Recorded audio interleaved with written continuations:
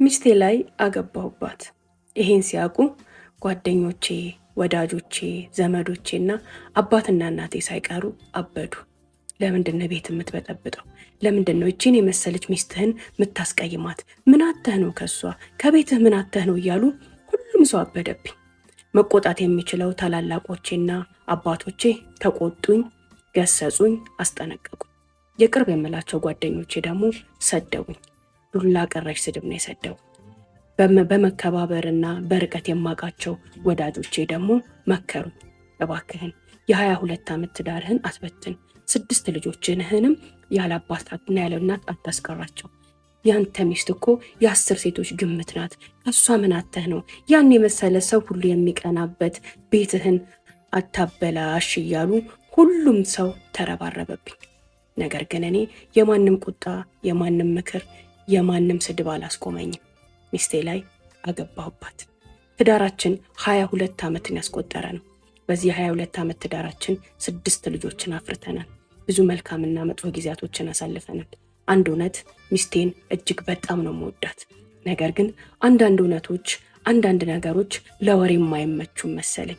የቅርብ ያልኳቸውና ይረዱኛል፣ ስሜቴንም ይጋራሉ፣ ያበረታቱኛል ያልኳቸው የቅርብ ጓደኞቼ ላገባ አስቤያለሁኝ፣ ሌላ ሴት ላመጣ ነው ስላቸው ሞቶ የተነሳ ሰው ያዩኝ የሚመስል ደርቀው ሲቀሩ እንዴ ምን እያልኩኝ ነው ብዬ ለራሴ ግራ ቢገባኝም እውነቴን ግን ላስረዳቸው አልተቻለኝም። አንዳንድ ነገሮች ለወሬ የማይመቹም የሚባለው እዚህ ጋር ነው። ግራም ነፈሰ ቀኝ ሀውለት ሚስቴ ላይ አገባሁባት።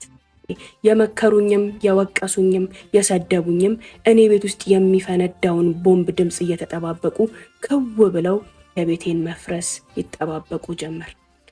ጆሮ ለባለቤቱ ባዳ ነው እንዲሉ የማግባቴ ወሬ የአደባባይ ምስጢር ቢሆንም ሚስቴ ጆሮ ላይ አልደረሰም። ከተማውን ያናጋ ድብልቅ እልም ያለ ሰርግ ደግሼ እኔ በ45 ዓመቴ የ25 ዓመት ወጣት ልጅ አገባሁኝ። እንዳልኩሽ ጓደኛና ወዳጆቼ ሁሉ ከኔ ቤት የሚጨሰውን ጭስ ወይ ለማባባስ ወይ ለማጥፋት አፋቸውን ከፍተው የቤቴን ደጅ ደጅ ያዩ ጀመር ይለናል። እንዴት ናችሁ ቤተሰቦች? አብራችሁኝ ስለሆናችሁ ስለምትከታተሉኝ ስለምታበረታቱኝ እጅግ በጣም አመሰግናለሁኝ። ቪዲዮዎችን ወዳችሁ የምትከታተሉ ሁሉ ፎሎ፣ ላይክ፣ ሪፖስት እና ሼር እያረጋችሁ አብራችሁኝ ቆዩ። እንዲሁም ቤተልሔም ጀሞል አንደኛ ፎቅ ብላችሁ ሀውለት ጋር አባያ፣ ቦርሳ፣ ጫማ፣ ድሪያዎችን ሀውለት ጋር ሳታዩ እንዳትገዙ እያልኩኝ ወደ ታሪኩ እሄዳለሁ። ሚስቴ ብዙ ዋጋ የከፈልኩባት ሴት ናት። እንደኔ የትኛውም ወንድ ለወደደው ሰው ላፈቀረው ሰው ህይወት ውስጥ ያን ሰው ለማግባትና ከዛ ሰው ጋር ለመኖር ዋጋ የከፈለ የለም ብዬ ደረቴን ነፍቼ እስክናገር ድረስ እሷን ለማግባት 1 ዓመት ሙሉ ሽማግሌ ልኬያለሁ። ለምን ካልሽኝ አባቷ ከልክለውኝ። አባቷ እንደ ማንኛውም ኢትዮጵያዊ አባት በመሰረታዊ የዲን እውቀት ነው የኖሩት። ጥልቅ የሆነ የዲን እውቀትን አለማግኘታቸው ሁሌም የሚቆጭና የሚያንገበግባቸው ሰው ናቸው። በዚህ ምክንያት የወለዷቸው ብዙ ሴቶች ስለሆኑ እነሱን በዲን ኮትኩተው ለማሳደግ ብዙ መከራቸውን አይተዋል። እንዳሰቡትም ግን ተሳክቶላቸው ልጆቻቸውን በዲን ኮትኩተው አሳድገዋቸዋል። ሁሉንም ልጆቻቸውን ታዲያ ሃይማኖቱ ትልቅ ደረጃ ለደረሰ አሊም፣ ለዳኢና ለሐፊዞች ካልሆነ በስተቀር እንደኔ ላለው ጃሂል አልድርም የሚል ንያ ስለነበራቸው የእሷን ታላላቅ የሆኑ ሁሉንም ሴት ልጆቻቸውን በህልማቸውና በእቅዳቸው መሰረት አላህ አሳክቶላቸው በዲኑ ትልልቅ ቦታ ለደረሱ ትላልቅ ሰዎች ሲድሩ፣ እኔና እሷ ግን ገና ወጣቶች ሆነን እሷም ቁርአንን እየቀራች እየተማረች ባለ ሰዓት ጎረቤታሞች ነንና በፍቅር ወደቅን። አባቷን እጅግ በጣም ታከብራለች፣ እጅግ በጣም ትፈራለች፣ አላህንም ትፈራለች። በሃይማኖት ተኮትኩታ ያደገች ሴት ናት። አንድም ቀን ወደ መጥፎ ነገር ሳንሄድ በአይን ብቻ እየተያየን በወሬ ብቻ እያወራን ወደ ኒካ መሄድ አለብን ተባባልን። እኔ ደግሞ እንደ ማንኛውም መሰረታዊ የዲን እውቀት ያለኝና አካባቢው ላይ በኖርማል ባህሪ የምታወቅ መስጂድ የማላዘወትር አንዳንዴ እንደውም አንዳንድ ሰዎች ዱርዬና ተራ ሰው የሚያረጉኝ አይነት ሰው ነኝ።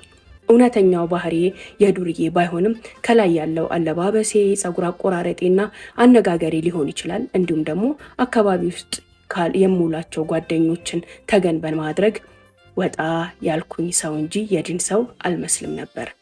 ትምህርትና አንዳንድ ነገሮችን ስላልተሳኩልኝ ከመሃል አቋርጫቸው ወደ ንግድ ዓለሙ ገብቼ ተፍተፍ ማለት ጀመርኩኝ። ገና ትንሽ የሆኑ ሳንቲሞችን እንዲያስጉኝ ይችን የማፈቅራትንና የምወዳትን ሴት የህይወቴ አጋር ለማድረግ ቤተሰቧ ጋር ሽማግሌ ስልክ እኛ አባቷ ሞቼ ይገኛለው ለጃሂል ዱርዬማ ልጄን አልድርም ብለው አሻፈረኝ አሉ። እሳቸውን ለማሳመን 1 ዓመት ሙሉ ሳልታክት ለቤተሰቧ ሽማግሌ ላኩኝ። እሷም አባቴ ካልፈቀደ ከአባቴ ፍቃድ በፍጹም አልወጣም፣ የፈለገውን በወድህ የፈለገውን ባፈቅርህ እሱ እስኪፈቅድን የምታገሳለው፣ አንተም እሱ እንዲፈቅድልህ ማድረግ ያለብህን ሁሉ አድርግ ብላኝ መለመኔን ቀጠልኩኝ። ዓመት ከለመንኩኝ በኋላ በአንዱ ቀን መታ እንደዚህ አለች። አባቴ እከሌ የሚባል እዚህ መስጂድ ላይ ለሚያሰግዱ አሊም እጅግ በጣም ትልቅ ክብርና ቦታ አለው። በጣም ይወዳቸዋል። ከእሳቸው ቃል መውጣት አይችልም። ስለዚህ እሳቸውን ማግኘት የምትችል ከሆነ እሳቸውን አናግርና ሽምግልና ከምትልካቸው ሰው መሃል አንዱን እሳቸውን አድርግ ብላ ጠቆም አደረገችኝ። ይህን ጥቆማ ተመርኩዤ የሚያሰግዱበት መስጂድ ሄጄ 1-2 ሳምንት አጠገባቸው እየሰገድኩኝ ተግባባኋቸው። ያለውንም ነገር በደንብ አስረዳኋቸው። ምን ያህል እንደምንዋደድ ምን ያህል